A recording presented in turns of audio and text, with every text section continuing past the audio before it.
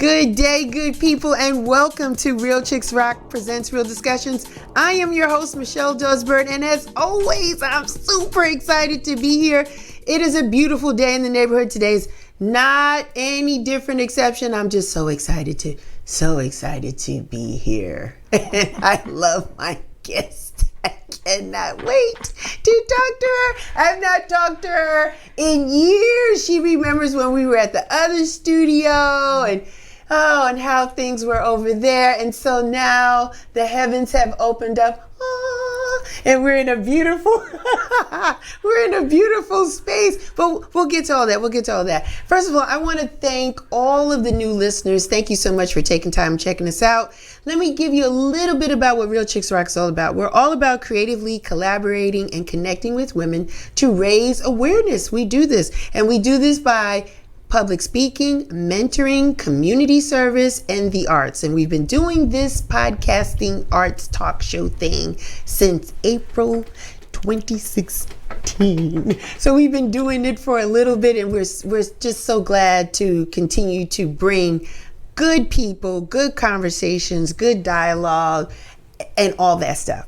So today's topic is a conversation with Debbie Graham. Hi, Debbie. Hey, Michelle. Good to see you. Good to see you, too.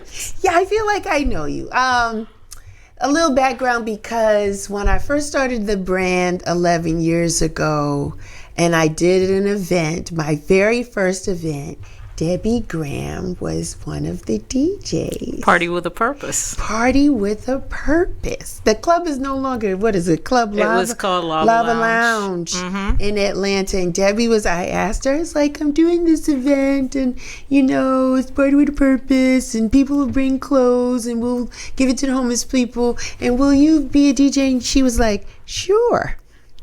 You did. You said sure. You liked it. It's all about giving back, It's all about giving back. And so we have been kind of like connected, right, for all this time. Most definitely. Yes, you're a great DJ, and we're going to talk all about that. I don't want to shortchange you your time. Tell the people, Debbie, where are you from? I'm an island girl, man. You're a yachty. I'm a yachty. Come from Jamaica. But I guess I kind of adopted Atlanta. I've been here since 1983. Wow, long time. Okay. Born in Jamaica. What part of Jamaica? So I'm a city girl. I'm from Kingston. Yes. Lyve. Really, St. Andrew. Sorry, St. Andrew. Yeah. But talk to us just a little bit about life for you in Jamaica as a young girl. How was it for you? And we could talk about it musically. The music, was it just Marley? Was it what did you listen to as a kid? So as a kid, I listened to soca, reggae. Did listen to a lot of rock and roll back then because I came from a very musical family, and there was always music playing. Plus my parents traveled a lot, so they used to bring music from overseas. And I just remember it being a very fun childhood. Nice. And, no restrictions from my dad into using his equipment. Yeah. So, I was always playing stuff, whether they were home or not, just getting in tune with the music. Yeah. So it wasn't just a reggae thing. It was everything. It was everything. R&B. Rock. Everything. You name it, classical also. All that. So you're having a good time. Most definitely. So how do we get from Jamaica at least to the States? Was the States our first place, or did we go somewhere else? So the States was the first place we moved. Yes. But our family had talked about moving to Saskatchewan, Canada. Yeah, of course, because all West Indians move to Canada. We don't know why, but they go up there. They go from hot to cool. Right. My dad's one of his younger sisters actually had been living in Saskatchewan on a farm for years. And so his first thought was, yes, let's go to Saskatchewan. And my mother said, No. Good for mommy. Can't deal with the cold. Yeah. So eventually, And my dad has 9 sisters. Wow. So 5 of them moved to Houston back in 1979, 1980. Mm-hmm. And that was the time where the big oil boom, Houston was doing well. Okay. And so they encouraged my dad to come there instead. So he went first. A few months later, the rest of the family joined. And so that's where I actually went to high school. In Houston. But I wasn't a big fan of Texas. Isn't everything bigger and better in Texas? Texas is its own country, but it was a little bit, hard to adjust, number one. Going to a co-ed school because I went to an all-girls school. In Jamaica? In Jamaica, yeah. And so a little bit of, culture shock for me. But then when it came time to go to college, I had an aunt and uncle that were living here in Atlanta. And they'd been living here since like 1976. And they were like, Deb, you should really think about going to college here. And then my next door neighbor from Jamaica, he was doing his MBA at Georgia State University. And he was like, you got to come to Atlanta. Yes. Yes. And so I came here just one Christmas just to kind of hang out. And I fell in love with Atlanta. It got you. Not only just the green space. Yes. But I felt like people's mannerisms here were very similar to Jamaica. That southern, hey, how you doing, kind of thing. And fell in love with it. Hello, darling. You just need someone to say, hello, baby. Exactly. Hello, baby. Hello, darling. So, you remember the name of your all-girls school in Jamaica? Yes, I went to the Queen's School. You went to the Queen. My sister went to Fitzhenley Secretarial School. Okay. In Jamaica, where she wore the yellow dress and the scarf tied to the left.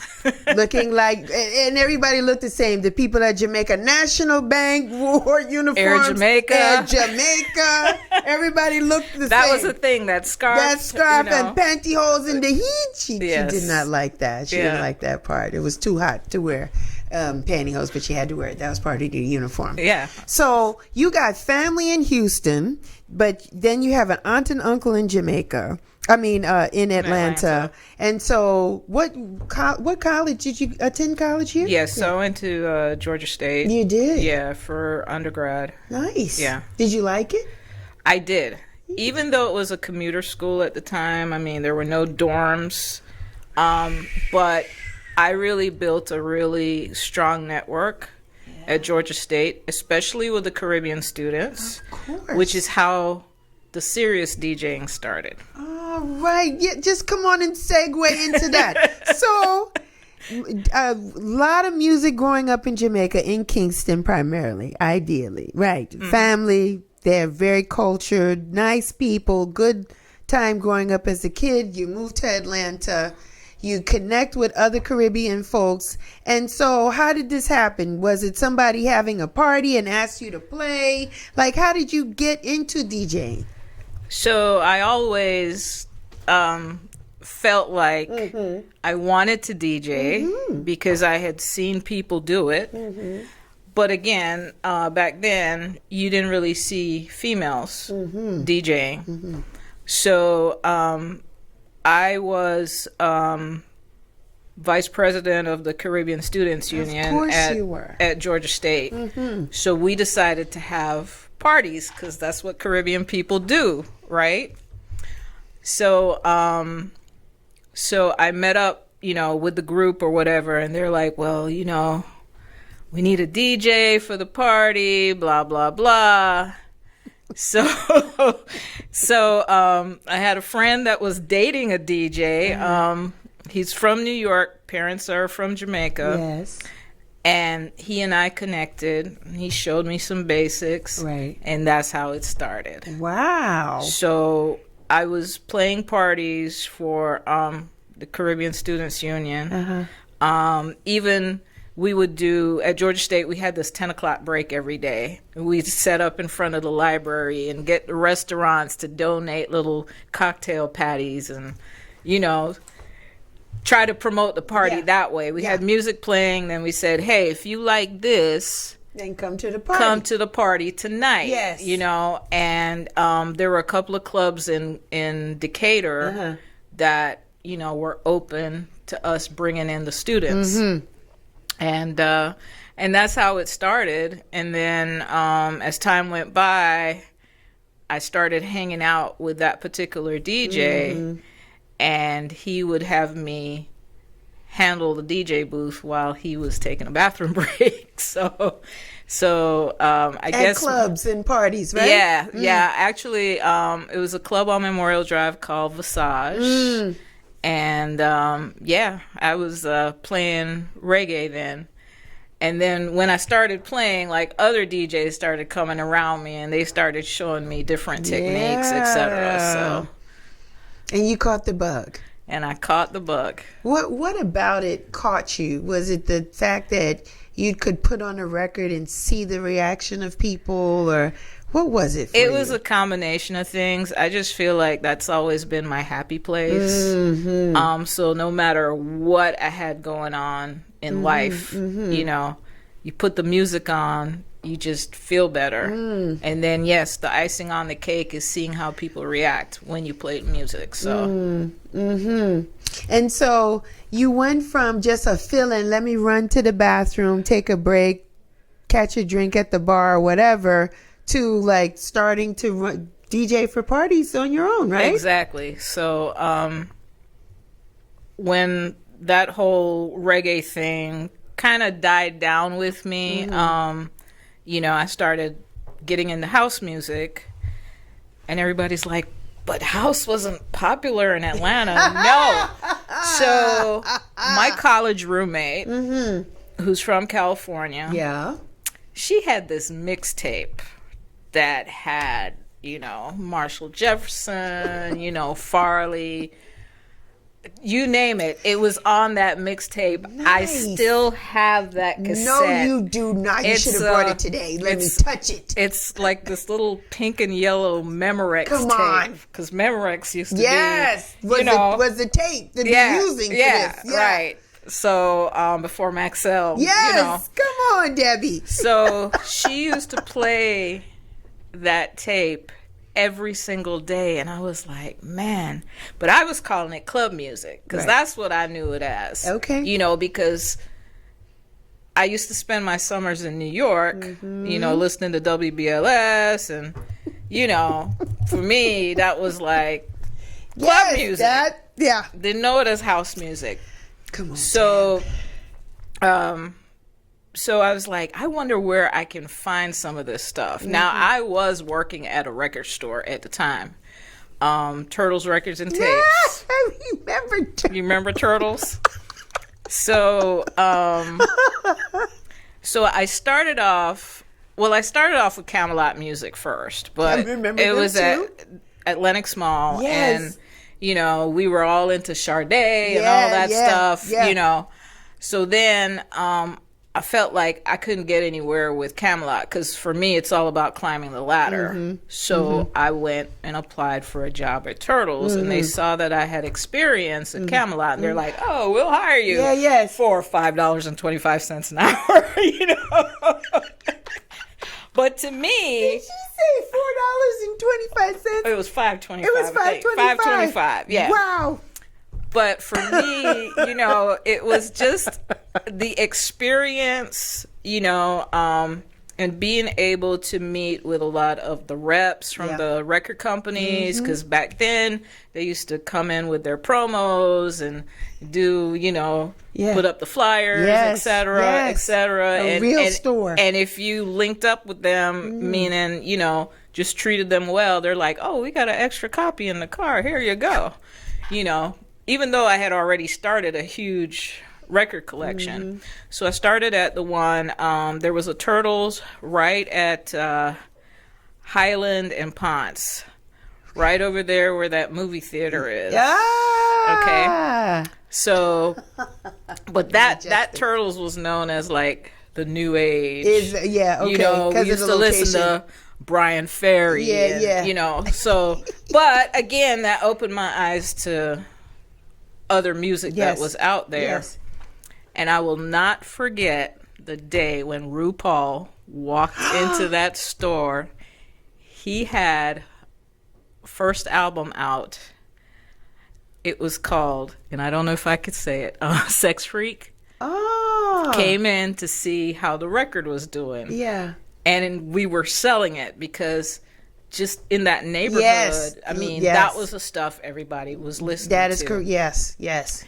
So, so I worked there for a while, and then there was an opening at the store on Candler Road across from South DeKalb Mall, and they were looking for an assistant manager. Because you're moving up.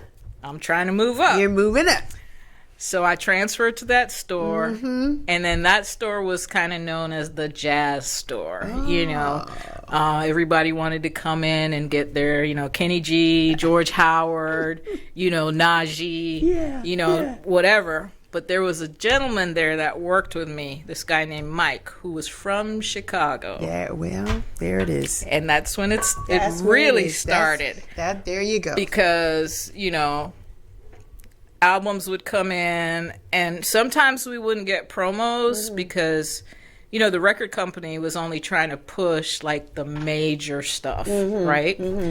And so, you know, but we'd get like shipments of everything, and then he'd pull something out. And I remember the first album he pulled out was J.M. Silk, which was, you know, everybody. Yeah, it was, and it was the group that Steve Silk Hurley was part of.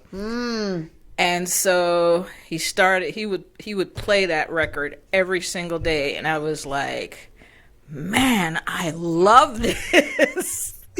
You know. And then, you know, as time went on, you had, you know, like CeCe Peniston came out and all that. Again, I'm calling it dance music. You know, he's calling it house music.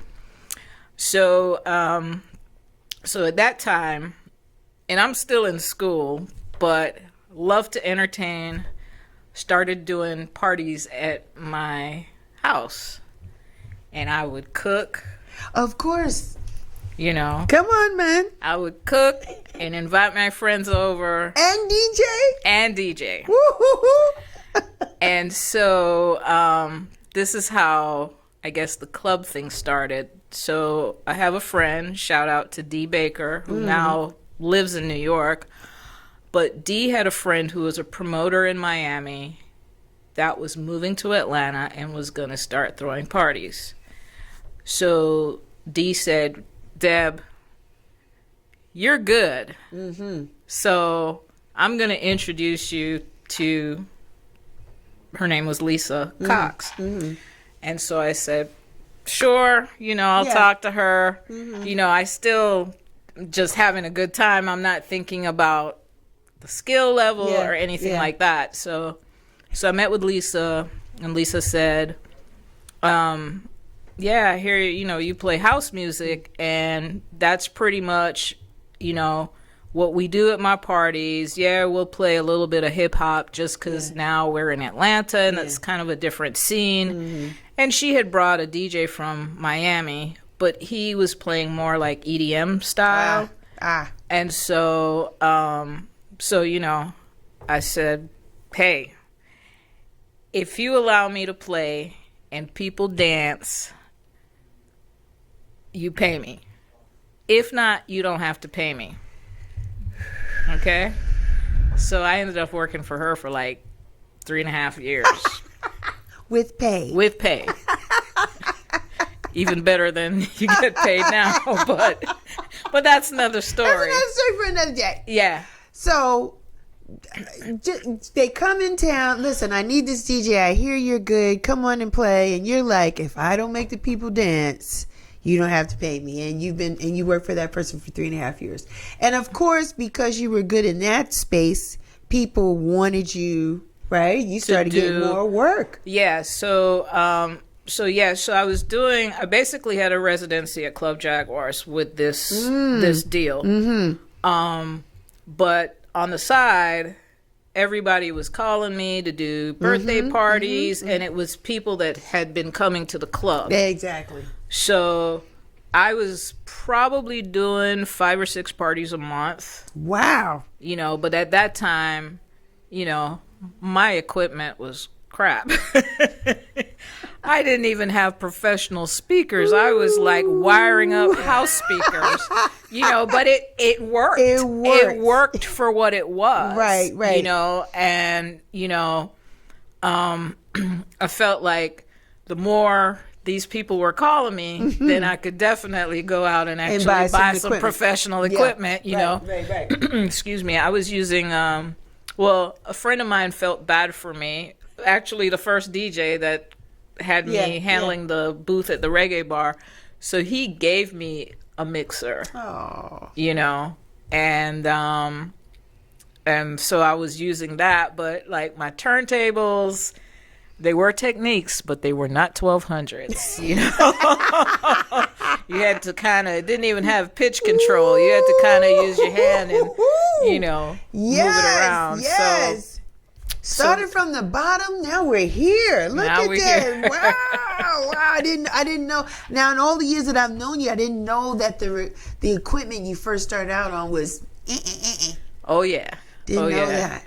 But I never regretted it because I felt like using the crappy equipment actually helped me be a better DJ. And it helped me adapt to whatever equipment was out there, you know. So. Were there other female DJs in the space during the time you were starting to come up? Let's use the time with Lisa Cox and you DJing for her for like 3.5 years. Were there other female DJs that you remember? There were probably 2 or 3 other female DJs that I knew of. Okay.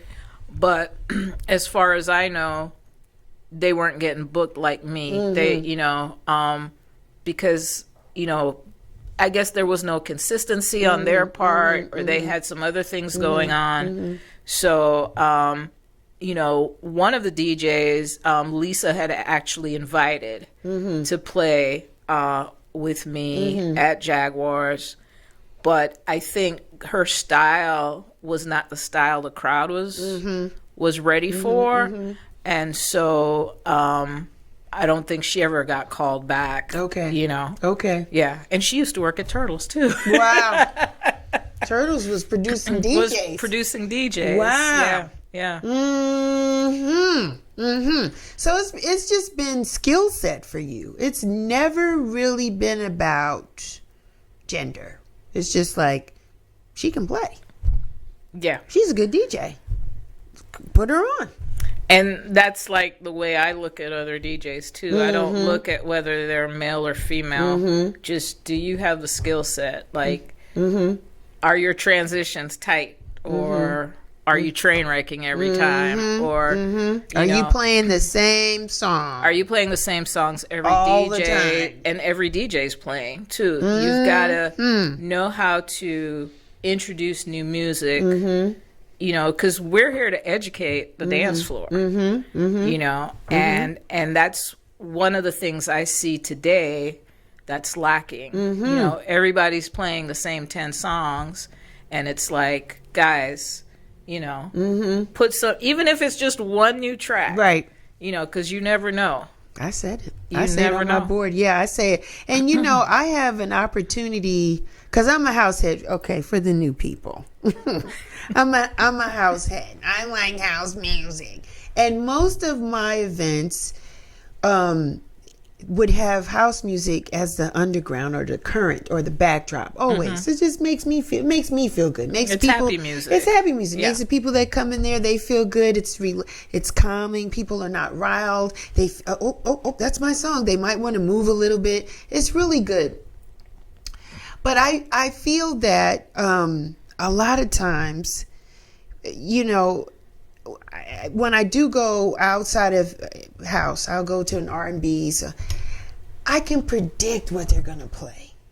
And that's what I don't like. And then when you talk to those DJs, they'll say, well, that, you know, that song just fits, you know, after you play this, you should play that. It just fits. And so it seems like everybody plays in some of the R&B spaces from the same script.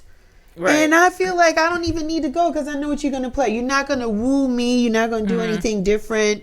Or at this part of the program, people will start line dancing because you're going to play a certain song. Right. I feel with house music, you have an opportunity to play what you want. Definitely. And whenever you want. Definitely. And then the fact that, and we're going to talk about it, the fact that there are DJs that are becoming producers, knowing, listen, this is the kind of vibe that I've sensed, or I gotten people to move on the floor, and then you produce those kind of tracks. Then there's remakes of classics that are happening. Right. So it's like there's a lot of good music that could be played. Every time I go in, I hear you play. I don't care how full the room is. I don't care. Doesn't matter. I have a good time with your set because I don't know what you're going to play. I have no idea what you're going to play. You are not predictable. Thank you. Thank you, Debbie Graham. Thank you. You are not predictable because we don't know what you're going to play. I know it could be a mood for you. It could be who's in the room. It could be the type of event. Correct. And I think, to your credit, you are very professional. Let's talk about that because you pay attention to the audience, to the crowd. You know what to play. You're watching, you're feeling the crowd. You know when to transition. You don't cut it off too soon. Sometimes we're singing and the DJ will cut it off and I'm like, but I had another verse. It's just, you don't know what you're going to get. And I feel with you, you're very professional. Did you learn this because of Club Jaguar days, or how did you get so comfortable in just knowing, I don't want to say what's right from wrong, but how to read crowds and things like that? So I guess I've always considered myself a student, even till this day, 41 years later. Learning. So I really pay attention to a lot of DJs.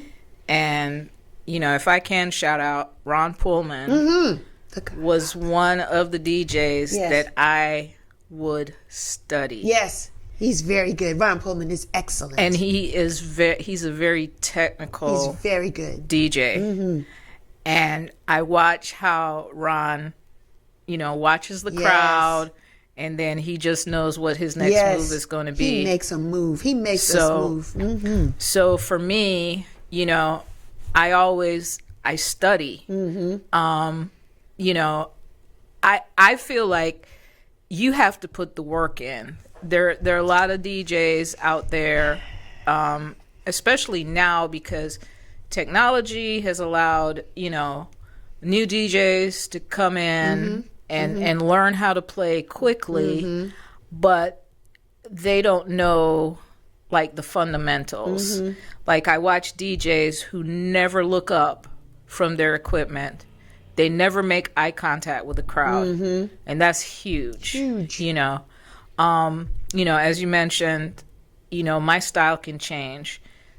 So I do the research. If I get booked to play in Detroit, I'll find out whatever I can about what people listen to in Detroit. That's right. And I adapt. Right. Right. Now, do you adapt enough that you feel like you're, I don't want to, pardon this, selling your soul or losing who you are? Can we can still get a sense of who you are, yes, right? There is always still I want to be clear on that. A little Debbie Graham. Yeah. A little DG in there. A little DG in there, but, I think part of it, too, is the fact that growing up, I listened to everything.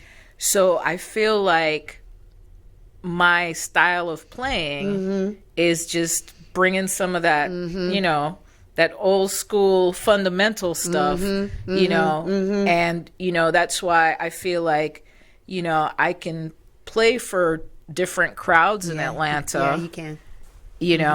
And I never feel like people are disappointed whether I play at MJQ or Alley Cat or whatever. Right. But I'm always going to throw some of my roots in there too. Which is good. Good. So, and you've been playing internationally too. Yes. Barcelona, Spain. How is that? Well, how was the crowd there? they like real soulful stuff. Say it in the mic. Say it in the mic again. Yeah. Yes. I love that because I did go to Ibiza and I felt the same thing too. I feel that in Europe, they love the soulful house. Yes. Deep house. Yes. And I like that too. Like so you did well over there while you were playing for them. Yeah. Mm-hmm. I'm hoping to go back again. They're gonna call you. You're gonna go back. We just, we got some things going on in the world. Things got to kind of settle down. And you're gonna go back because you're good. You're professional. You're very good. What I like about you, Debbie, and I think most people do too, is your consistency. You're very consistent. Like we can set our dial to you. I was listening to you on Mixler with Deuce Martinez. You held that down for like years. Like one thing about the digital age, I will say, right? It has allowed you to be everywhere at the same time, right? Correct. We can count, at that time, you were my 10 a.m. show every Sunday. I listened to you as I prepared before coming to do this show, and I enjoyed it. It made me feel good. And then you've been on different platforms, different stations and things like that, but it's consistency. We can count on you. Some people listen to you at night. You got a show on Tuesdays or 7. Mine was Sunday. I was like, I'm gonna listen to it now. This is just really good. And you never sound the same. Meaning that, again, we don't know what you're going to play, but it's always new. We could count on you for newness. Yeah, I try to make it interesting. Yeah. Because even now on my Tuesday show on Twitch, you may come in one Tuesday and I'm playing nothing but Afro. Yeah. But then the following week, I'm playing classics or I'm playing deep house. Yeah. I feel like if I do that, I can build a bigger audience. Yes. So, and it's just a natural thing for me. I don't plan my shows. You don't. I just. It's a feeling for you. Yeah, I just, turn all the equipment on and. Wow. I'm like, think about the first track. And once I play that first track, then I know which direction I'm going. And you make it look easy. Well, because the people think, I can do that. I can do that too. It's like, no, you cannot. It's a lot of hard work. It is a lot of hard work. Another thing too that people don't realize is trying to find music. I mean, I spend probably 4 to 5 hours a week just digging for music. Wow. That's good.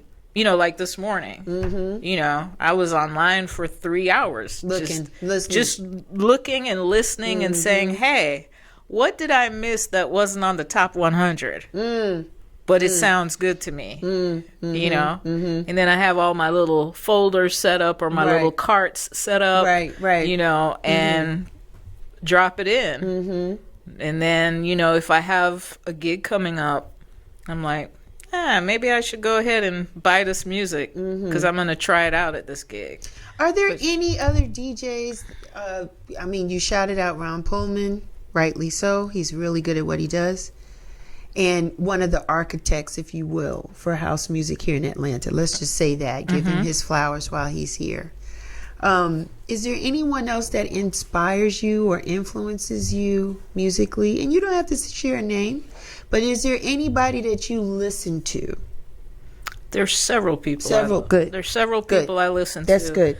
And the reason I do that, well, first of all, I always want to give support to the community. That part. I might not be able to go to every party that's there because I'm pretty busy. But, if they have an online show, you'll check it out. I'll check it out.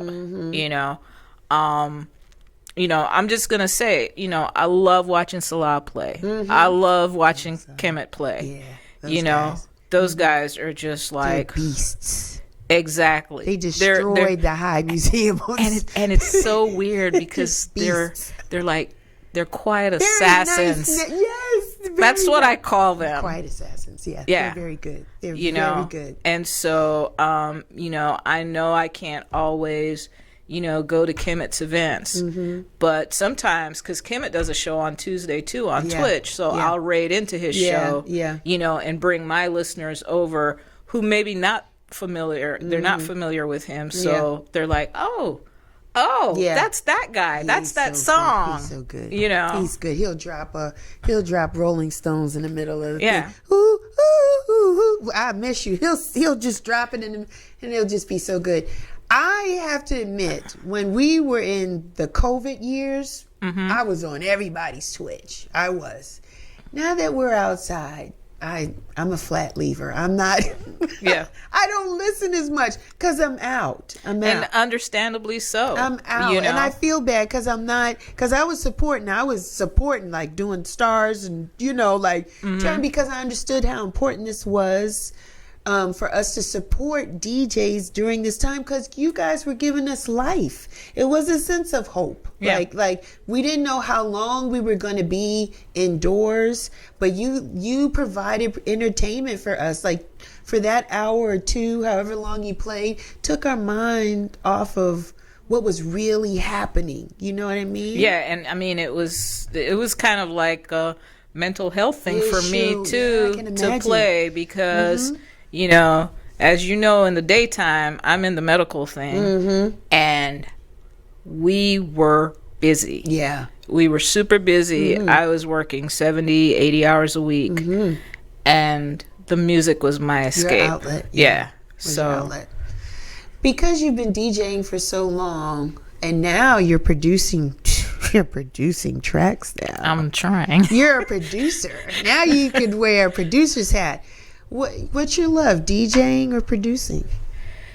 So, I'll have to say DJing, just because when I'm actually playing, I can see the reaction right away from people. Yes. Whereas with production, you have to wait, and then sometimes, people don't necessarily support by buying your stuff. It's harder. However, you might drop in a track at a party and everybody's like, that's you?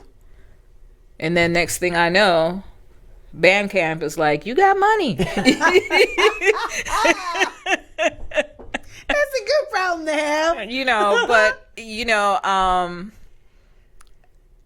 I love the producing also, but I'm also thinking about the future. Like, how many more years do I have to stand in front of a crowd for hours playing? We'll give you a chair. We'll give you a chair. I know. The knee might give out or something like that. So, plus, me, I'm always looking at ways to have passive income. Yeah.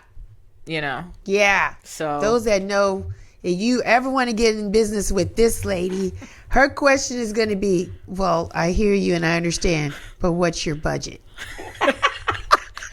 What's your budget? My favorite 3 words. That's it. What's your budget? Yeah. And I must say, you have helped people to understand that. Like, this is a business, right? Yes. This is a business that can be lucrative, whether you want to do it full time or as a hobby, but you treat it as a business and you work with people. But listen, to transport, let's break it down. To buy the equipment is an investment. To continue to put new music in your crates is an investment.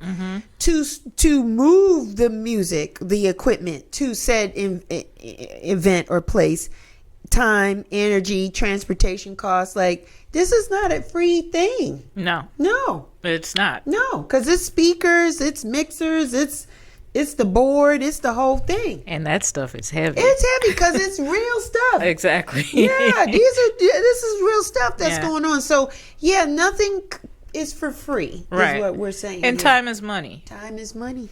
Time is money. Yeah, so you got to be mindful of that.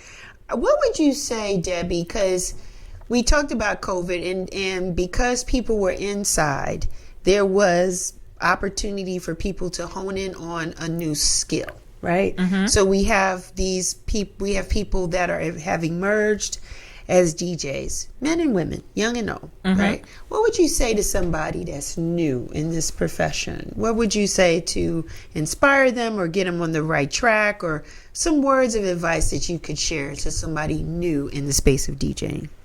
So typically, and I know a lot of the new DJs, they may have started on digital equipment. Digital. Okay? Yeah.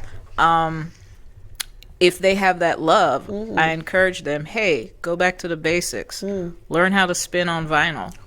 You know, because I feel like because I learned to spin on vinyl, everything else is easy. Easy peasy. Because you train your ear. You're not looking at BPMs. Oh, girl. You know, you're not doing this and scrolling this on the board looking for the next track. You know, back in the day, we just had like a little mark on a white label or something, and you're like, oh, that's that track. Yeah, right, you know? right. You know, now we don't even really know the music because there's so much of it coming out digitally, you know. But I mean, that's one thing that I would tell them. But the other thing is consistency is key, you know, and practice. Yes, because I'm not what I consider a professional DJ in the sense that this is not my 9 to 5. Okay. And I do play several times a week. But even as I prepare for a gig, you know, I practice. You practice. I am not embarrassed to say that I practice. There are people that walk around and say, practice? What is that? I practice, you know, and it's not that I have like a specific playlist that I'm following, you know, I just want to see what sounds good, you know, and then it makes it a little bit easier at the gig too, you know. I think that some DJs may not practice, but they do play music, and maybe they don't realize that is almost practicing. Right. Because I asked one DJ, I said, I spoke to his wife, and I said, does he do that all the time? Girl, he just gets up first thing in the morning. He just goes and he just plays, and it could be, one, the love for music, and two, he just wants to play what he wants to play, wants to hear, right? And maybe subconsciously it's a little bit of practice. But I think that if you get up and you play, you're doing yourself a solid by at least, you know, like you're saying, knowing what works. Yeah. How to come up with something a little different. Exactly, because a lot of times too, you know, people that just play to play and they don't understand music theory and how certain keys, you know, work together and the blends. Come on. You know, and I mean, I know I might be getting a little technical, but I know for me, like, I know that this key is going to sound good with this key, and, you know. And you've never played an instrument? I've played instruments. Okay. She said instruments. That was a plural. So what instruments have you played, Debbie? So I could play the flute. Okay. You know, it started off in Jamaica. Yes. You learn to play the recorder. Yes. And then I went to the flute after that. I did take piano lessons for a little bit, but I was never good at it. So, you know, I can do a 2-finger bang here and there. Yeah. And then I got very interested in playing percussions, thanks to Sheila E. So I learned how to play timbales. Yes. Yeah. And, you know, I know how to drum a little bit. You know, my brother is really the drummer, but, you know, I picked up some things from him. You just had, you know, I agree with you on several points. I think that there needs to be a love for music and not just be cold with it. Like just, there needs to be a love for it and an understanding of how to make it make sense. Yeah. Because I think that people may think they know music, but they may not know how to make it make sense. and translating that to make people in the room want to dance. Yeah, because you have to tell a story. That part.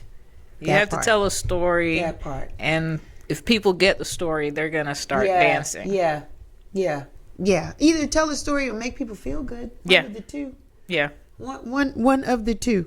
You've been in this industry for a long time, and I know when I talk to females, when I talk to DJs that happen to be females, that's how they want to be considered, a DJ. Not a female DJ. A DJ. Period. End of story. And you've been in this market for quite some time, since a little girl in Jamaica loving music and just really getting your opportunities here in Atlanta when you first got here, college years and all that. Do you feel that things have changed? Like, are doors opening, or better yet, let me rephrase the question, that people are being looked at based on their skill and not based on their case that they're coming in? Do you think that is still a thing today, or you don't know because that ain't never been your story? Well, yeah, it's never been my it really has never been my story. You had that problem because you've always been looked at as a good DJ, period. Right. And I think some people do get caught up in the whole aesthetics without looking at the skill, because I think they feel like aesthetics can sell tickets. Right. Right. But I'm just gonna be me. No matter what. And show them that I can play, and I can play with whomever. Because again, it's about the skill. Right. Now back to the female DJ thing. What I don't like, especially in 2023, is when people say, "Oh, you're my favorite female DJ." Yeah. Should just okay, be DJ. if I'm not your favorite DJ, then just don't say anything. But the female male thing, that needs to go away. It should go away. It should be based on skill. Exactly. And how people feel when you play, regardless of your gender. That really shouldn't matter. That's like saying, "Oh, that's a great male doctor." Oh, I've and a great female doctor. You're kind of cute for a dark-skinned girl. Oh yeah, I mean, it's like, either I'm cute or I'm not. What does the dark skin have to? Yeah, you're kind of all right. You're kind of cute for a dark. I mean, it's like an insult, kind of. It is. Yeah. And I'm using that as an example, as an extreme, but yeah, it should just be what it is, and not anything else. You have a full-time job, but you're busy as a DJ. You're busy as a DJ. Is there anybody you would like to play with that you've not? Well, obviously, everybody wants to play with Louis. The God, yes. The God. Yes. Louis Vega. Yes. Louis Vega. Yeah. That's the only one, pretty much, right? I mean, there are other big names out there, but I have so much respect for him. Yeah. Love what he's doing. Yeah, yeah. You've played with some good people, though. I have. You have. Yeah. You have. And I'm thankful to those who helped me, along the way to get there. You got some besties in the business that are just killing it.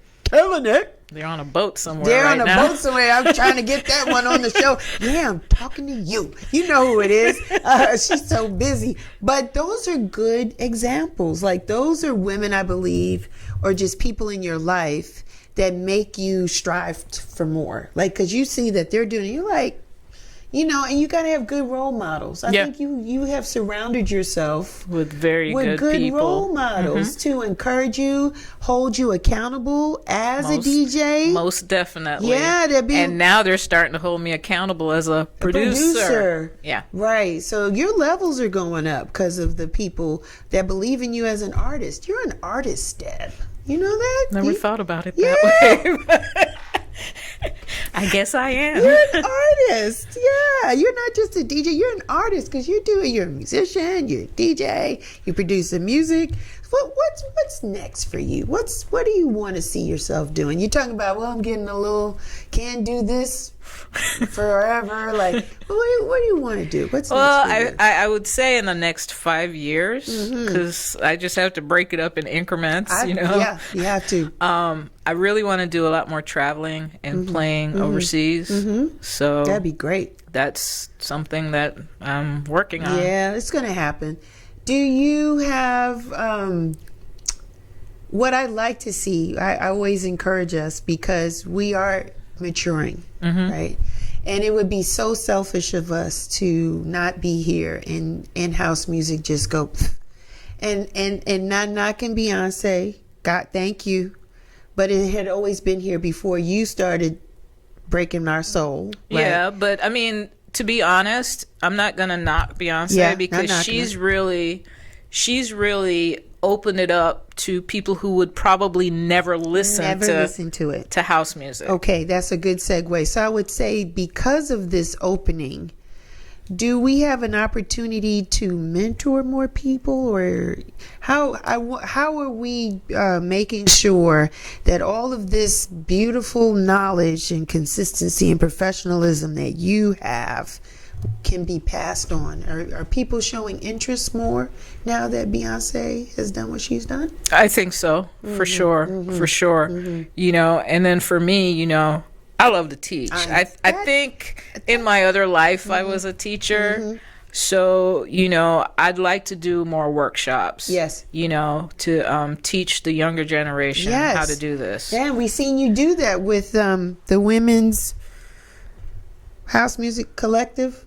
Correct. Yes, you did that this spring. Shouts out to Jay Honey, right? Founder of that, and came up with that idea, and the people loved it. And you were teaching some beautiful young little lady. She could barely see over the turntables, the equipment. She was so sweet, and her dad was there supporting. Little Rose, cheering her on, and everybody was loving it. And you taught some older people, like our famous Joseph. He was loving it, and he's like, I want to do more of this. And so it's a bug. Yes. Once people get it, they don't want to stop. Exactly. But you're very patient with them. You were helping them learn, and you're good at teaching. Yeah, I've always been told I have the patience of Job. So,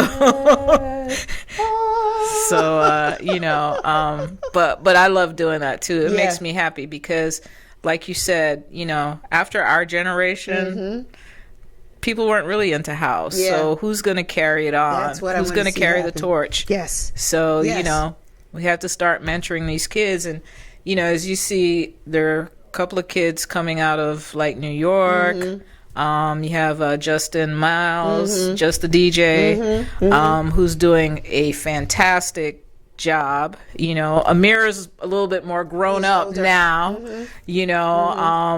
Jordan Pope, he's a little grown up too. Now you have this 14-year-old kid out of London, Max Jax, who's producing and DJing. Awesome.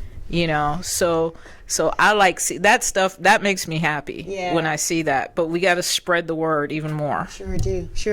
Where can the people find you, Debbie Graham?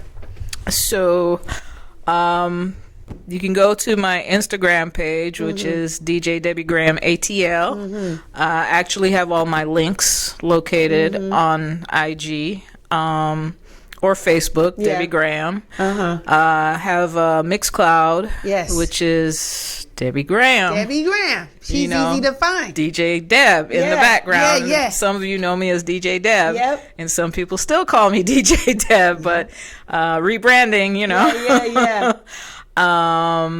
And on my Bandcamp, it's debbiegraham.bandcamp.com. And you have a movement like T-shirts and so what is that? My LLC is the House of Distinction. That's right. And people wearing the T-shirts. I do have T-shirts. Yep. And hopefully I will start adding more gear as time allows.